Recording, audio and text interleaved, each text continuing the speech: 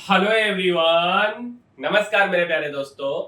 मेरे भाई, आज 15 अगस्त को हमने एक पॉडकास्ट देखा और ये जो पॉडकास्ट है मेरे भाई, शुभांकर मिश्रा जी और डॉक्टर तरंग कृष्णा जी के बीच में था। डॉक्टर तरंग कृष्णा जी एक कैंसर के डॉक्टर हैं, बेसिकली कैंसर को ठीक करते हैं। और इस पॉडकास्ट से जो हमने सीखा वो हम आपके साथ शेयर कर रहे हैं।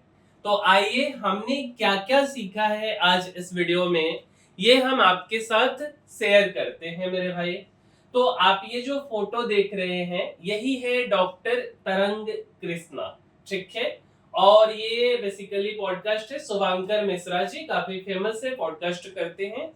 तो आज हम इस पॉडकास्ट के मतलब बोल सकते हैं, क्या बोल सकते हैं, क्रक्स बोल सकते हैं। इसमें कहानी है कैंसर की। मेरे भाई, सबसे पहला बात, ये पॉडकास्ट शुरू होते हैं कहाँ से कि अगर हम निगेटिव सोचते हैं तो हमारा जो रिजल्ट है वो भी नकारात्मक आता है। मीन्स अगर आप नकारात्मक सोचिएगा तो परिणाम भी आपका नकारात्मक ही आएगा। और ऐसा कहना है डॉक्टर साहब तरंग कृष्णा जी का, ठीक है।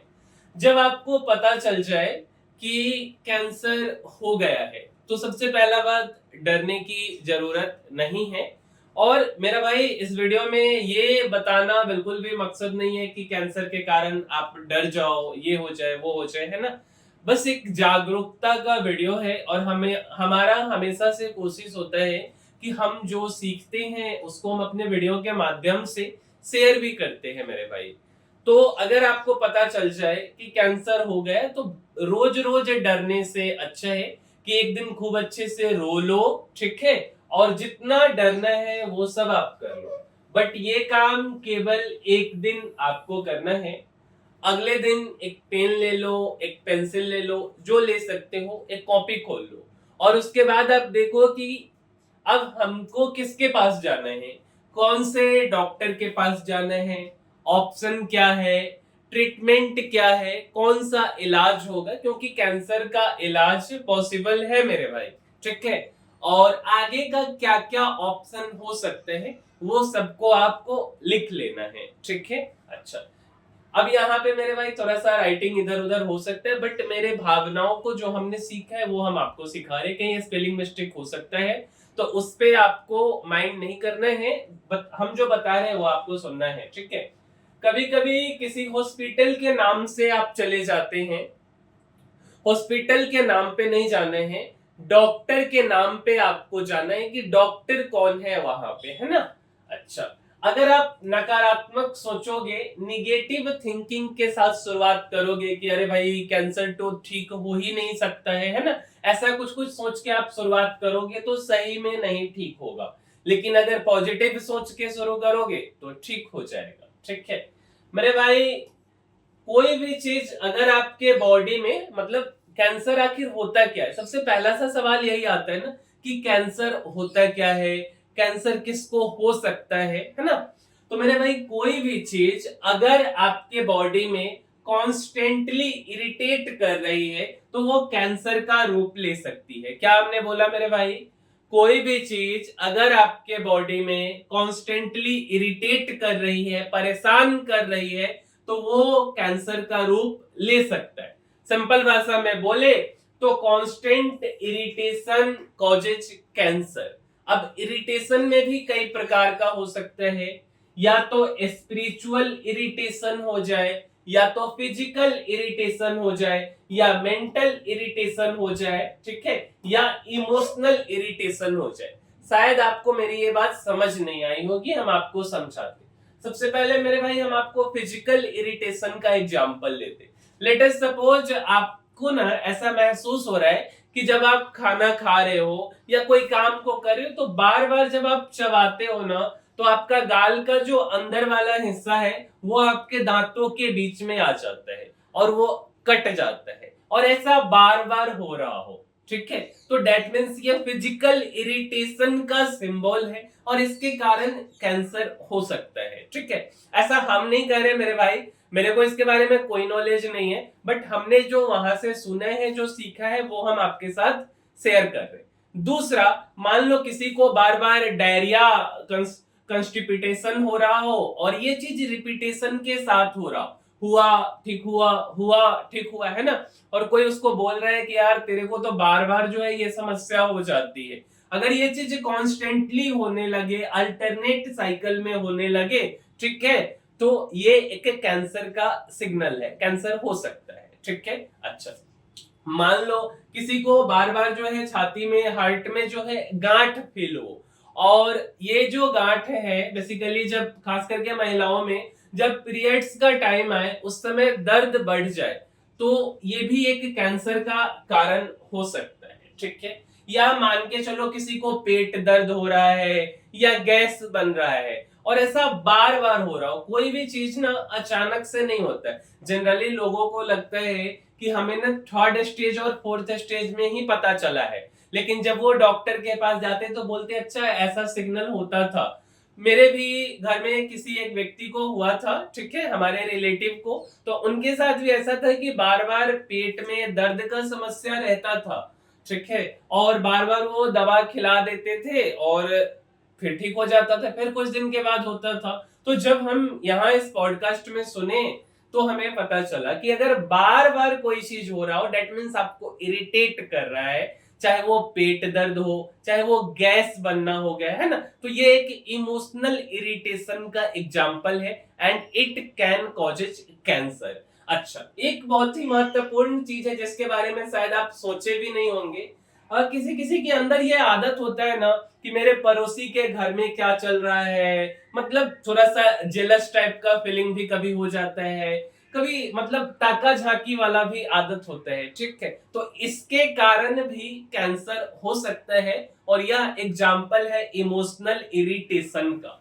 एक कहानी सुना है डॉक्टर साहब कि एक महिला थी हिमाचल प्रदेश की, और वो महिला शाम होने से पहले खाना खा लेती थी, सात्विक खाना खाती थी, पहाड़ में रहती थी, बट जब क्या बोल सकते उनका बच्चा 5-6 साल का हो गया, उसके बाद कैंसर का पता चला उनको, तो फिर वो आई इन्हीं डॉक्टर के पास में और ये डॉक्टर को बोली कि डॉक्टर साहब हम तो हर कुछ सही से करते हैं, योगा व्यायाम, है ना, खाना भी टाइमली खा लेते, सात्विक खाते, तो फिर कैसे कैंसर हो गया। अब डॉक्टर साहब डीप डाइव किए, बार बार उससे क्वेश्चन पे क्वेश्चन, क्वेश्चन पे क्वेश्चन पूछे, तो फिर पता चला कि जब वो महिला प्रेग्नेंट थी उस टाइम पे उसके हस्बैंड का किसी अदर महिला के साथ अफेयर था, ठीक है, और इस बात का उस महिला को पता चल गया था। जब महिला को ये बात पता चल गया तो महिला ना एक तरह से जेलस बोल लो या जो भी चीजें, गुस्सा बोल लो, उस गुस्सा से जब भी उसका हस्बैंड आता था तो वो उस हिसाब, उस नजर से देखती थी, फिर हस्बैंड उसको मारता या जो भी करता, ठीक है। अब ये जो, लेकिन अब वो महिला कुछ कर भी नहीं सकती थी क्योंकि वो प्रेग्नेंट थी, तो इस चीजों के कारण बार बार जो है कि मतलब वो चीजों को मन में वो दबाए रह गई, 5-6 सालों के बाद में पता चला कि कैंसर निकल गया है, ठीक है। तो बेसिकली ये सब क्या है, इमोशनल इरिटेशन का एग्जाम्पल है। अच्छा, अब क्या ऐसा आप करेंगे कि आपको कैंसर ना हो, तो सबसे पहला चीज कि आपका माइंडसेट बहुत ही अच्छा होना चाहिए, आपका हेल्थ बहुत अच्छा होना चाहिए, आपका सोल, आपका हृदय भी बहुत ही अच्छा होना चाहिए, और आपका इमोशन भी अच्छा होना चाहिए। अब अच्छा होने का मतलब एकदम आइडियल नहीं होता है मेरे भाई, बट कोई चीज ज्यादा दिक्कत होने से अच्छा है कि बेहतर होना चाहिए, ठीक है।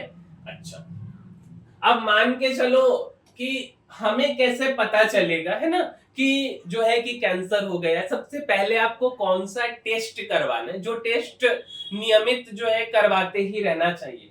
तो पहले हम मेल के लिए बात कर लेते, पुरुष के लिए बात कर लेते, तो उन्होंने बताया कि एक कंप्लीट ब्लड काउंट टेस्ट होते हैं, एक लीवर फंक्शन टेस्ट होता है, एक किडनी फंक्शन टेस्ट होता है, एक लिपिड प्रोफाइल होता है, एक ब्लड शुगर फास्टिंग होता है, ये सारा टेस्ट आपको करवाना है। HbA1c टेस्ट होता है जो कि 3 महीने के शुगर काउंट को बेसिकली ये बताता है, शुगर के बारे में ये बताता है, ठीक है। HbA1c जिसको हम ग्लाइकेटेड हेमोग्लोबिन टेस्ट के नाम से भी जानते हैं, तो इसको करवाना है। और जो है बेसिकली एक और चीज आपको करवाना है पीएसए टेस्ट, जिसको हम प्रोस्टेट स्पेसिफिक एंटीजन टेस्ट बोलते हैं, तो ये करवाना है। अब हम बात कर लेते हैं महिलाओं को कौन कौन सा टेस्ट करवाना है। तो एक होता है सीबीसी, जिसको कंप्लीट ब्लड काउंट बोलते हैं, एक होता है एलएफटी, एक होता है किट केएफटी टेस्ट, एक होता है लिपिड प्रोफाइल, एक होता है थायराइड प्रोफाइल, HbA1c और ब्लड शुगर फास्टिंग। अब कहीं भी आपको कुछ गड़बड़ी होगा ना, तो स्टार्टिंग टाइम पे ही आपको पता चल जाएगा कि हाँ, ब्लड जो है हर एक चीजों के बारे में बता देते हैं। तो अगर आप इतना टेस्ट को करवाते हो तो ये चीजें आपको पता चल जाएगी। 3 कैल्शियम टेस्ट भी करवाना है, और मेरे भाई कैल्शियम मार्कर टेस्ट हर साल करवाना चाहिए लोगों को। सबसे पहला है CA15.3, दूसरा है CEA और तीसरा है C125। ये टेस्ट जो है कैल्शियम मार्कर टेस्ट है, जो कि करवाना ही है। अब आप बोलोगे कि क्यों करवाना है मेरे भाई? किसी भी बीमारी का अगर पहले पता चल जाएगा तो जल्दी इलाज हो जाएगा, है ना। मींस अर्ली डायग्नोसिस होगा तो अर्ली क्योर होगा। तो आपको 4th स्टेज तक, कैंसर के 4 स्टेज होते हैं। फर्स्ट स्टेज में पता चल जाएगा, आप आसानी से ठीक हो जाओगे। सेकेंड में पता चल गया, थोड़ा सा टाइम लगेगा, ठीक हो जाओगे। थर्ड में भी पता चल गया तो भी ठीक हो जाओगे, है ना। बट जितना पहले पता चलेगा उतना अच्छा होगा, और जितना देर होगा उतना दिक्कत होगा, और उसी के लिए ब्लड टेस्ट करवाना पड़ता है। अब बहुत लोगों के मन में ये सवाल रहते हैं कि कैंसर अगर हो गया तो क्या ये खत्म हो सकता है? तो लोगों का आंसर होता है कि नहीं, ये खत्म नहीं होता है। बट मेरे भाई, कैंसर जड़ से खत्म हो सकता है, और ये मेरा कहना नहीं है, डॉक्टर साहब का कहना है, जिनका हमने पॉडकास्ट सुना। ठीक है, अच्छा।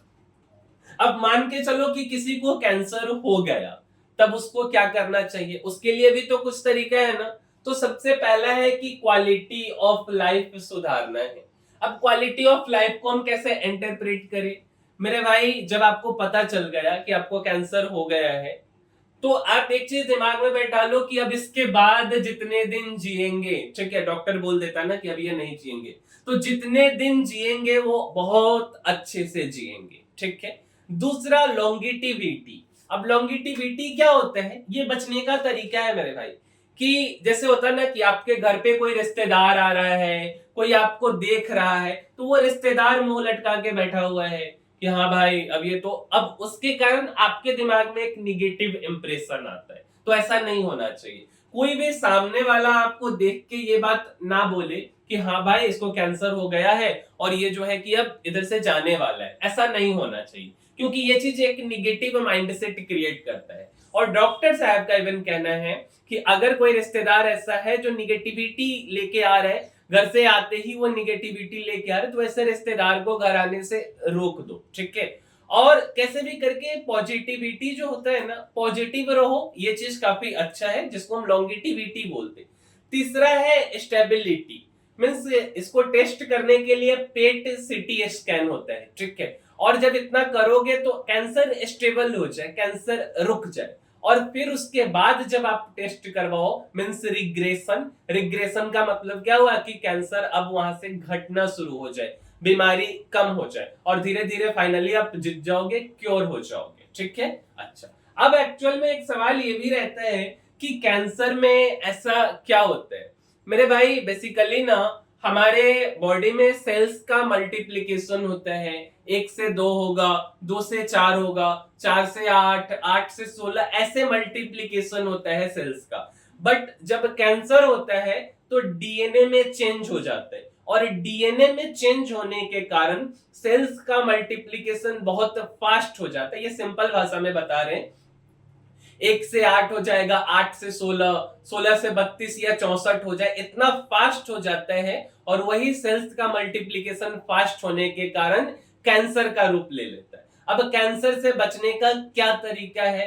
तो आपको भोजन अच्छा करना है, संभव हो सके तो ऑर्गेनिक वेजिटेबल, ग्रीन वेजिटेबल आपको खाना है। बट अगर ऑर्गेनिक ना हो पाए तो आप जो भी सब्जी खा रहे हो उसको धो करके खाओ, और हरा सब्जी ज्यादा खाओ। आपको योगा करना है, मेडिटेशन करना है, एक्सरसाइज करना है। क्या बोल सकते, बिना चप्पल पहने सुबह सुबह ग्रीन ग्रास पे जो है आपको टहलना है, पूरा बॉडी को रिचार्ज करना है, चार्ज करना है और जर्नलिंग करना है। जर्नलिंग बेसिकली बोलते हैं कि आप आज अपने जीवन में क्या अच्छा किए हो, है ना, उन चीजों को लिखना है, किस कारण आज का दिन आपका अच्छा रहा तो उसको लिखो। हर चीजों को लिखने का आदत होना चाहिए, ठीक है। अच्छा, एक और चीज रहता है कि अगर आप ज्यादा परेशान रहते हो, ठीक है, और छोटी छोटी बातों पे इरिटेट हो जाते हो, तो इसके कारण भी कैंसर हो सकता है। अब मेरे भाई आप ये मत बोलना कि हम आपको डरा रहे, हमने आपको पहले भी बोला कि हमने जो सीखा है डॉक्टर के माध्यम से वो हम आपको बता रहे, ठीक है। और वो जो डॉक्टर है कोई आम डॉक्टर नहीं है, वो ऐसे डॉक्टर है जो 10 बाई 10 के कमरा से आज से 20 साल पहले शुरू किए थे और आज के डेट में 20 के आसपास उनका सेंटर है, ठीक है। तो काफी फेमस डॉक्टर में से एक है, तो उनका ये कहना है, ठीक। अच्छा, जनरली आप तंबाकू खा लो, खैनी जिसको बोलते हैं, या शराब पी लो या सिगरेट पी लो, है ना, तो इन सब के पैकेट पे आपको लिखा रहता है कि इसके कारण कैंसर हो सकता है, और कैंसर होता है, हो सकना तो दूर गया। काफी एक्टर जो है कि इसका प्रचार भी करते हैं, जुबा केसरी कुछ कुछ करते हैं, है ना। लेकिन मेरे भाई इन सब में जो सबसे ज्यादा खतरनाक है, तीनों खतरनाक है, तीनों घटिया है, तीनों बेकार है, बट उसमें भी सबसे जो खतरनाक है वो खैनी है, तंबाकू है, ठीक है। अच्छा, डॉक्टर का कहना है कि 2027 में अगर 10 लोग होंगे, 10 में से 7 लोगों को कैंसर होने का खतरा है, ठीक है। 10 में से 7 लोगों को कैंसर होने का खतरा है। वो जो डॉक्टर है बेसिकली वो बताते हैं कि देखो, जब तक ना कोई चीजों के बारे में रिसर्च नहीं आती ना, तब तक हम उसको मानते नहीं है। तो वो डॉक्टर की एक पेशेंट है जो कि एक्ट्रेस है बेसिकली, उनको भी कैंसर हो गया था, काफी एजेड है। तो वो बताती है कि पहले जब फ्लाइट में जाती थी तो उस टाइम पे भी ना बेसिकली फ्लाइट में लोग सिगरेट पीना अलाउड था, अब अलाउड नहीं है। इवन आप किसी डॉक्टर के पास जाते ना, तो जो सर्जन डॉक्टर होते थे वो अपने चैम्बर में सिगरेट पीते रहते थे। या पहले क्या होता था कि जो हस्बैंड है, वाइफ बैठी रही और हस्बैंड जो है कि सिगरेट पी रहा है। बाद में क्या हुआ कि अमेरिका में एक जर्नल पब्लिश हुआ और उसके बाद से धीरे धीरे ये चीजें ब्रेक लगी कि केवल सिगरेट पीने वाले को ही हानि नहीं होता है, बल्कि सिगरेट पीने वाले के बगल में कोई है तो उसको भी हानि होता है, और सिगरेट पीने से कैंसर होता है मेरे भाई, ठीक है। तो ये बेसिकली ना इन चीजों से आपको बचना चाहिए। अच्छा, अब कैंसर के बारे में एक बात और रहता है कि कैंसर जो है ना हेरिडेटरी बीमारी है क्या, तो डॉक्टर साहब का कहना है कि हाँ, कैंसर एक जनरेशन से दूसरे जनरेशन में ट्रांसफर होता है, मींस हेरिडिटरी बीमारी है कैंसर। तो जब भी हम किसी से शादी विवाह ऐसा कुछ बात आते तो एक बार उसके फैमिली बैकग्राउंड को, फैमिली प्रोफाइल को भी चेक करना चाहिए, है ना। तो ये चीजें काफी अच्छा रहती है। अब किनको कैंसर नहीं हो सकता है, तो उन्होंने कुछ बातें बताई हैं आयुर्वेदा के हिसाब से कि जो लोग हल्दी और अदरक हर दिन लेते हैं सुबह सुबह, उनको कैंसर कभी नहीं हो सकती। अच्छा, फिर मान के चलो कि कोई बड़े शहरों जैसे दिल्ली, गुड़गांव, नोएडा, इन सब जगहों पे रहते हैं, वहां तो पॉल्यूशन ज्यादा ही है, और वहां तो बार बार ये न्यूज में आता है कि सिगरेट से भी एक एक दिन में काफी ज्यादा सिगरेट पीने के बराबर पॉल्यूशन है इन शहरों में। तो उस शहर के लोग कैसे बचें, तो उनके लिए उन्होंने बताया कि तुलसी, हल्दी और अदरक, इन तीनों का काढ़ा अगर आप पी लेते हैं हर दिन, तो आपको जो है पॉल्यूशन से कोई प्रभाव नहीं पड़ेगा। आपका जो है बेसिकली इम्यूनिटी बोल सकते हो वो बेहतर हो जाएगा। इम्यूनिटी सुधारने का एक और तरीका उन्होंने बताया कि ब्रोकली को ओलिव ऑयल के साथ आप फ्राई कर लीजिए, नमक काली मिर्च के साथ खाइए, तो भी आपका इम्यूनिटी बेहतर हो जाएगा और पॉल्यूशन से आप बच पाएंगे। कच्चा टमाटर भी काफी फायदेमंद होता है। उसके बाद उन्होंने स्टेज ऑफ कैंसर के बारे में एक्सप्लेन किया कि 4 स्टेज होते हैं कैंसर के। सबसे पहला स्टेज, मान लो ह्यूमन बॉडी का हम एग्जांपल ले लेते और लेटर सपोज कि मेरे भाई ये ह्यूमन बॉडी है, ठीक है। अब ह्यूमन बॉडी के किसी इस भाग में, अब देखो मेरा इतना ड्राइंग अच्छा है नहीं, किसी इस भाग में जो है कि कैंसर डिटेक्ट हो गया लेटेस्ट सपोज, ठीक है। अब धीरे धीरे क्या होगा, ये फर्स्ट स्टेज इसको बोलेंगे। अगर यहां से ये फैल के यहां तक पहुंच गया दैट मीन्स की सेकेंड स्टेज। थर्ड स्टेज में क्या होगा, अब इसका साइज 2-2 सेंटीमीटर 3 या 4 काफी बड़ा साइज हो जाए तो ये थर्ड स्टेज। और फोर्थ स्टेज में क्या हो जाएगा, जब ये चीज लिवर तक, लंग्स तक, ब्रेन तक, हर एक जगह पे फैल जाए दैट मीन्स कि ये फोर्थ स्टेज है। ठीक है, क्लियर है मेरे भाई? अच्छा, अब एक मिथ है कि कैंसर, और कैंसर का मतलब डेथ मीन्स कैंसर हो गया तो आपको मरना ही है, बट डॉक्टर का कहना है कि ऐसा नहीं है, कैंसर ठीक हो सकता है। ये निगेटिव बातें हैं कि कैंसर मतलब मरना। ठीक है, तो ये चीज है। अच्छा, उनका कहना है कि कैंसर से आदमी नहीं मरता है, बल्कि कैंसर के ट्रीटमेंट में जो परेशानी होता है, जो इरिटेशन होता है, इसके कारण आदमी मरता है। ये जो डॉक्टर है बेसिकली दो तरीके का ट्रीटमेंट होता है। एक होता है कि जिनको कैंसर हो गया उसको कीमो चढ़ाया जाता है, जिसको हम कीमोथेरेपी बोलते हैं। उसमें क्या होता है, आदमी के बाल उल सब कुछ झड़ जाते हैं, काफी परेशानी होता है। और एक होता है इम्यूनोथेरेपी। तो कीमोथेरेपी महंगा होता है, फार्मा कंपनी इसको काफी ज्यादा बढ़ चढ़ के प्रचार करती हैं, बट इम्यूनोथेरेपी उतना महंगा नहीं होता है, उतना प्रचार नहीं होता है। तो ये जो डॉक्टर है ये कीमोथेरेपी नहीं करते, बेसिकली मुख्य रूप से ये इम्यूनोथेरेपी करते हैं, जिसके कारण मरीज को कोई परेशानी नहीं होता है, कोई साइड इफेक्ट्स नहीं होता, बाल झड़ने वाला इन सब तरीके का। ठीक है, अच्छा, उसके बाद इन्होंने कुछ और भी बातें बताया मेरे भाई। एक सबसे महत्वपूर्ण बात जो शायद हम हर लोग यूज करते हैं कि प्लास्टिक का ग्लास या प्लास्टिक का बोतल या प्लास्टिक का कप, इसमें चाय पानी कभी नहीं पीना चाहिए। सिंपल भाषा में, प्लास्टिक का ग्लास या प्लास्टिक का बोतल आपको यूज ही नहीं करना चाहिए। इसके पीछे क्या रीजन है मेरे भाई, इसमें ना बेसिकली एक एजेंट होता है जिसका नाम होता है बीपीए। बीपीए मतलब बाइफेनॉल केमिकल ए होता है, जो कि एक कैंसर कॉजिंग एलिमेंट है। और जब भी टेम्परेचर होगा, जब भी इसको टेम्परेचर मिलेगा, तो ये कैंसर कॉजिंग एलिमेंट हल्का सा टेम्परेचर पे एक्टिव हो जाता है।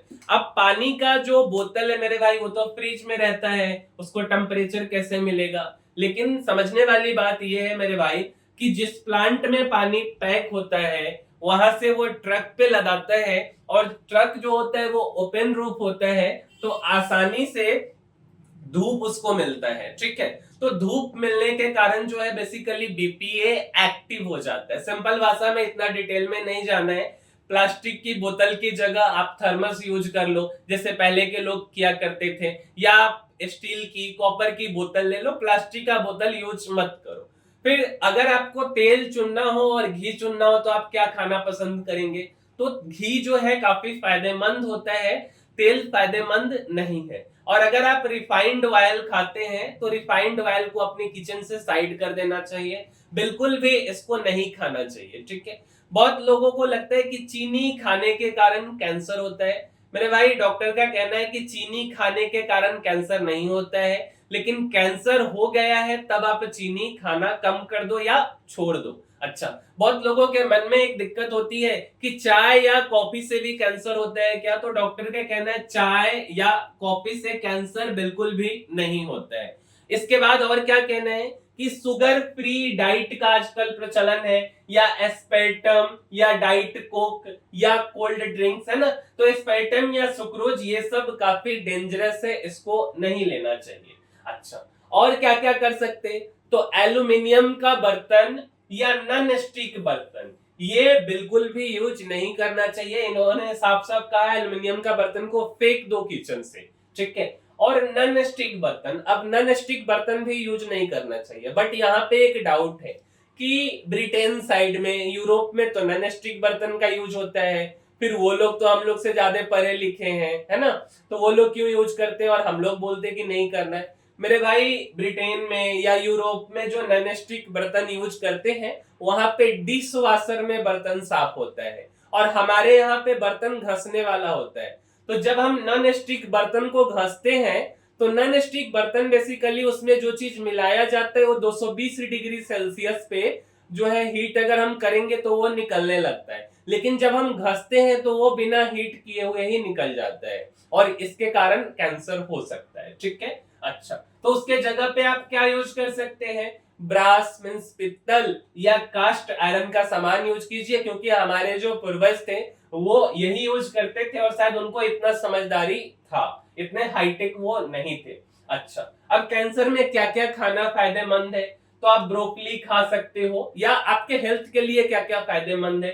कॉलीफ्लावर, टमाटर, गाजर, लौकी, है ना, कटहल, जिसको लोग ज्यादा नहीं खाते हैं, कटहल खाना ही खाना चाहिए, इम्यून सिस्टम के लिए काफी अच्छा होता है। और इवन उन्होंने सजेस्ट किया कि सप्ताह में आप 2 बार कटहल खा सकते हैं, ठीक है, 2 बार खाना ही चाहिए। फल में अमरूद हो गया, केला हो गया, सेब, लेकिन सेब का छिलका उतार के खाना चाहिए। ब्लूबेरी अगर आप अफोर्ड कर सकते हो तो ये सब कुछ खाओ। और एक साफ साफ शब्दों में उन्होंने कहा कि सफेद ब्रेड, व्हाइट ब्रेड जहर है और इसको नहीं खाना चाहिए, इट कैन कॉजेज कैंसर। और कैंसर होने के चांसेस किन किन चीजों को आप खाएंगे तो हो सकता है? तो पैक्ड जूस जो आप पीते हैं ये काफी खतरनाक है। व्हाइट ब्रेड खतरनाक, जो कि अभी बताया हमने। कोल्ड ड्रिंक्स भी काफी खतरनाक है। और मैदा भी अवॉइड करना चाहिए बिल्कुल भी, जो छोले भटूरे वाले लोग हैं ना, तो मैदा भी काफी अवॉइड करना चाहिए, नहीं खाना चाहिए, ठीक है। तो मेरे भाई, हम उम्मीद करते हैं कि आपको हमारी यह वीडियो अच्छी लगी होगी। इस वीडियो का हमारा उद्देश्य किसी को ठेस पहुंचाना नहीं था, ना हम इसके जानकार हैं। मेरा हमेशा से उद्देश्य रहा है मेरे भाई, हम जो सीखते हैं वो हम अपने वीडियो के माध्यम से आप तक पहुंचाते हैं, शेयर करते हैं। और हम आपसे भी यही उम्मीद करते हैं कि आप भी हमारे वीडियो को कम से कम 5 लोगों को शेयर कीजिए और उनके नॉलेज को बढ़ाइए और उन्हें जागरूक कीजिए। साथ साथ अगर वीडियो अच्छा लगा है मेरे भाई तो लाइक भी कर दीजिए इस वीडियो को, और हमारे चैनल को सब्सक्राइब कर दीजिए, जिससे कि हम और अधिक से अधिक लोगों तक पहुंच सके। तो इस वीडियो में इतना ही मेरे भाई, मिलते हैं हम किसी अगले वीडियो में, तब तक के लिए धन्यवाद।